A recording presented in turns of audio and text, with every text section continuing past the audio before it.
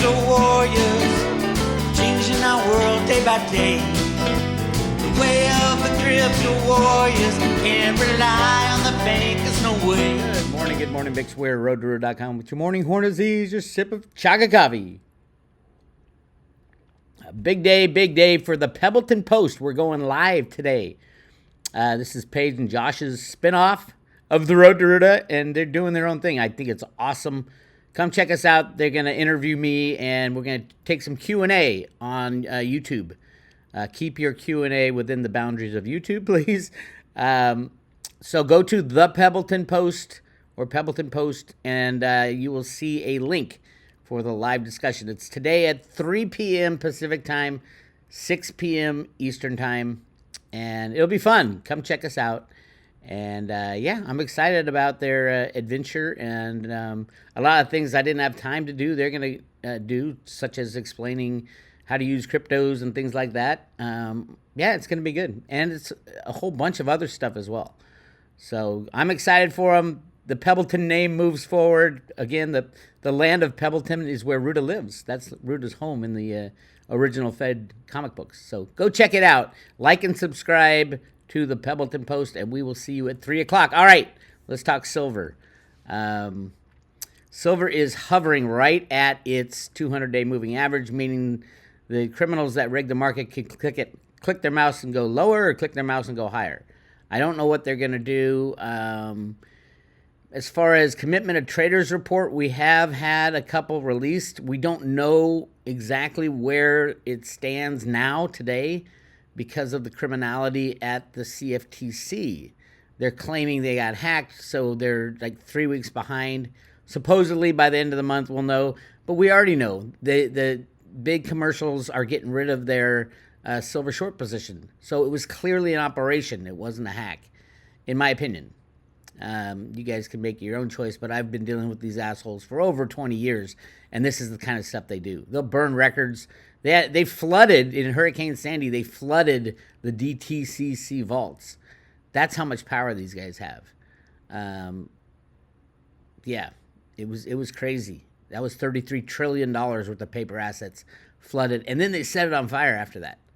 So, yeah, they have ultimate power, so they can put the price of silver at minus $20, minus $40, like they did with oil. It just doesn't matter. These exchanges are fake. So, let's see who's involved with these exchanges, because we know that they're fake. There's only 200 contracts left to deliver for the month. Again, people can come in with more deliveries in a month. You can buy a contract on the COMEX, take delivery that day, or at least put your delivery notice in that day. But nobody uses the COMEX except the big bankers. So, what's the use? COMEX. It looks like JP Morgan was supplying the silver. Surprise, surprise. From their customer account, 101 contracts. There's nothing left to deliver, really. It's tiny for JP Morgan, who has probably 1 billion ounces. But if we want to think about, in a broader picture, who are the big players in this criminal con? You have JP Morgan customer and house accounts delivering, it's about over 50% of all the silver that was delivered. Yes, the same JP Morgan that paid a $920 million fine for rigging the silver market and the gold market and the treasury market. But they are still on deferred prosecution agreement. How they get away with this stuff is, the bankers are in their, the regulators are in their pocket. And who took the half? Who took it? Bank of America. So Ted Butler was 100% correct, and it was a lease. I think it's a structured lease from JP Morgan to Bank of America. Remember, this is OTC, so it's off. It's not on the COMEX. So B of A is literally scrambling to get metal to pay back leases to JP Morgan in the OTC market, over-the-counter market, not on the COMEX. So it's the opposite of what you might think. But that's our world today. A handful of banks control the price of gold, silver, platinum, palladium, oil, stock market, bond market. It's all the same. It's all a fraud. Welcome to America. And they even control the value of the dollar. There's no need for a petrodollar anymore. There hasn't been a need for that since the introduction and mass trading of FX derivatives, foreign exchange derivatives. You don't need Saudi Arabia to buy sell all their oil in U.S. dollars and reinvest those funds in the U.S. stock market, which is the petrodollar. What you need is to control the price with computers and derivatives, and that's what they're doing. So, welcome to America. There is a hint that things are looking up. I saw this in the at Wall Street on Parade. Jamie Dimon's fighting a deposition in a devastating lawsuit charging J.P. Morgan with being the cash conduit for Jeffrey Epstein's sex crimes. Of course they were. That's not. There is no mystery around this. They have the emails. Jamie Dimon and friends at J.P. Morgan were Epstein's only bank. And that's true with Bernie Madoff as well. This is a criminal institution. This is the fraud in America. If you want to know where it starts and ends, Jamie Dimon, J.P. Morgan. At least since Jamie Dimon went to... J.P. Morgan was kind of the leader of the gang before Jamie Dimon showed up like 20 years ago, or however long it was. Sandy Weil was the head of J.P. Morgan. There was a merger with, I think it was, I'm trying to remember, One Bank or Bank One. I don't remember back in the day, but Jamie Dimon was groomed to be the man. They wanted him to convert to Judaism, or the Khazarian Mafia, as Cliff High calls it, and he refused because he wanted to be president of the United States. Jamie Dimon, the biggest criminal in the United States, wants to be president. That's pretty much sums up what's been going on in America in the last 20 years. So go check it out. Attorney General's office in the Virgin Islands has filed a First Amendment complaint against J.P. Morgan Chase that has less redactions than earlier versions. The complaint makes devastating and detailed charges. It charges that the bank sat on a pile of evidence that Jeffrey Epstein was running a child trafficking ring as it continued to keep him as a client, accept his lucrative referrals of wealthy customers, and provide him with large sums of cash and wire transfers to pay off victims, one of whom was a 14-year-old sex slave. Attorneys for the bank are now resisting allowing Chairman and CEO Jamie Dimon from being deposed. Jamie Dimon was not only in the know, he was a participant. Let's call it a spade a spade. I don't know to the extent, but I do know that the guy who ran the account for J.P. Morgan was heavily involved with the trafficking, with the island, and many times participated in the events that criminal deviant. And it's not just Epstein, my friends. It's all of them. It's all of these upper elite that knew him. Did Trump? That was always the big question. Did Trump partake? I don't know. Trump's a pretty smart dude. And nobody knows. They have no records of him on the Lolita Express, the plane that took people down to that horrific place in the Bahamas. I don't know. I'll hold judgment. Yes, I know there's pictures of them together. They did socialize with the elite of New York. But if you show me something, I'll say, well, there you go. There you have it in another one. But I haven't seen anything yet. You guys might know better. All right. Back to things I do know is the U.S. Mint has produced 0 silver eagles so far in March. As we know, as Andy Scheckman told us, they're only going to produce 450,000 coins every 2 weeks. And he told us that in January, and look, February was exactly that. So I expect by the end of 2 weeks, they're going to say, we got some coins made. Now, let's look at the top. Sales totals by month are updated every weekday by 5 p.m. Ventress Gibson is completely off her rocker if she thinks that people don't understand what's going on. The U.S. Mint is hiding the fact that they're making massive amounts of gold and silver eagles and stockpiling them. They even changed the coin so that they showed you what they are doing beforehand. They changed the coin, the back of the U.S. silver eagle, to have an eagle flying in with an oak branch adding to the nest. Oh my God, I can't tell you how many times I heard that. Why they made that change. Adding to the nest. What does that mean? We have massive amounts of silver eagle ready to be deployed, and gold eagles ready to be deployed as the new money, and they are just adding to the nest now. They don't want the insiders to know that silver eagles and gold eagles and various U.S. Coinage will be the new money. It's actually not the new money. It's the old money. The new money is the Federal Reserve notes that are going to go bye-bye with a derivative collapse. You won't have your money in your bank. You won't have money in your retirement account. It will all be poof. And that's the plan. Ventures Gibson even said they are massively expanding silver eagle production. And look at this. They can't even make a third of what they say they're going to make.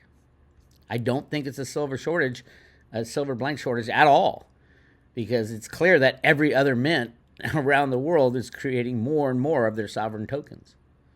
And the U.S. Mint is the only mint required by law to pay any price to get them. So nothing makes sense other than they're preparing for the new system to be implemented. Really interesting. I was looking at the U.S. Mint news. They have, if you look at the news releases, it's not like they aren't busy. Hundreds of coins are being produced all over the place. This is the one I'm most interested in, coming out in the summer of 23. So this summer, the American Liberty 1 ounce silver proof metal. Now, why am I so interested in this? Because of what they put on this coin. Let me show you what they're putting on this coin. There you have it. It's the bald eagle standing on rock, solid rock. No more adding to the nest. The eagle is clutching the solid rock foundation of a gold-silver standard. And the Tree of Liberty is very famous in the United States history. What was the saying? Was the Tree of Liberty must be refreshed by the blood of tyrants and something. I guess I gotta look that one up. Okay, Tree of Liberty.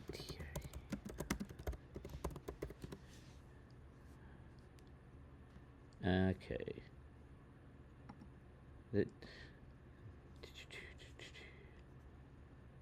Here we go. The Tree of Liberty. Where is it? They just had it. Of course, I can't see it in here. It was a letter, a 1787 letter to William Stephen Smith, son-in-law of John Adams. Thomas Jefferson used the phrase Tree of Liberty. Come on now, where is it? It's the Tree of Liberty. Here it is. The Tree of Liberty must be refreshed from time to time with the blood of patriots and tyrants. It is its natural. I can't even read it. Anyway, the Tree of Liberty, that's what we're looking at as this coin comes out in the summer. The most important thing to me, knowing the people at the mint, is this. The eagle has landed. The eagle has landed on the Tree of Liberty and landed on solid rock foundation. What does this tell me? If all the conspiracy people out there want to think they know, I think we're going to be bleeding from the Tree of Liberty. We have to take our country back, even if we have to fight for it. There is no other choice. Amazing thing right now, I saw this video watch this video of all the armaments that we're sending over to this stupid war. It's not even getting there, probably. It's probably being sold and rerouted to the deep state. But look at all this. Are we going to have anything left to fight with when this is all over? This whole Ukrainian joke. It is pathetic. It's embarrassing for our country that so many videos have come out about that guy running the place, the cross-dressing actor. This whole thing is a play. It's a show. It's a ridiculous show too. But it is bleeding us of our treasure, bleeding of us, bleeding our money out, bleeding our weapons of defense out. All this is going to be gone, and you're paying for it. Yes, you are paying for it with your taxes, and if they're going to print the money with the lack of purchasing power of your dollar, get your physical silver in your own possession now. The shit is going down. And I think it could be any day, any month. For silver, Literally, it could be any day. All it takes is one click of a mouse and the game is over. So make sure you have your physical silver in your own possession. Great time to buy now, around $21. Get whatever you can. I first recommend going to your local coin shop and making those relationships, because that's who you'll be selling the silver to. Second, Andy Scheckman. Miles Franklin has been a friend of Road to Rudo's a long time, got a lot of people into physical silver in their own possession. Send him an email, info@milesfranklin, and he'll send you the whole pricing list of what he's got in inventory. I always tell people, get what he's got in inventory, because you never know when the shit's going to fall apart. Or you can call him 800-822-8080. Again, Miles Franklin has been a friend of Ruda a long, long time and has done very well for the Ruda people, getting them great prices as well as great service and mailed to your front door. That's all you got to do is wire them the money, and it shows up at your front door a little while later. So go check that out. Really interesting ABC news broadcast in Australia. And it's all about the Perth Mint being for money launderers and drug dealers using gold for that. And it's just insane. The whole thing is about gold being only used for money launderers, drug dealers, and tax evaders. The whole thing. It's not about, oh, how about patriots trying to save their monetary future? How about the store of value that gold is? No, it's a huge hit piece by the Australian government. We know that government is one of the worst governments on the planet right now, completely controlled by the deep state Wokians, which is really scary if you're in Australia. So this is absolutely 100% part of the plan. They're going to nationalize gold in Australia.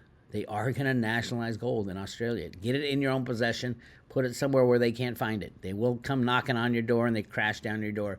You're a money launderer, drug dealer, because you have a piece of gold in your filling. That's how crazy these people are in Australia. My Australian friends have told me time and time again, they have the worst government on the planet. The worst, even worse than Canada, which is kind of crazy.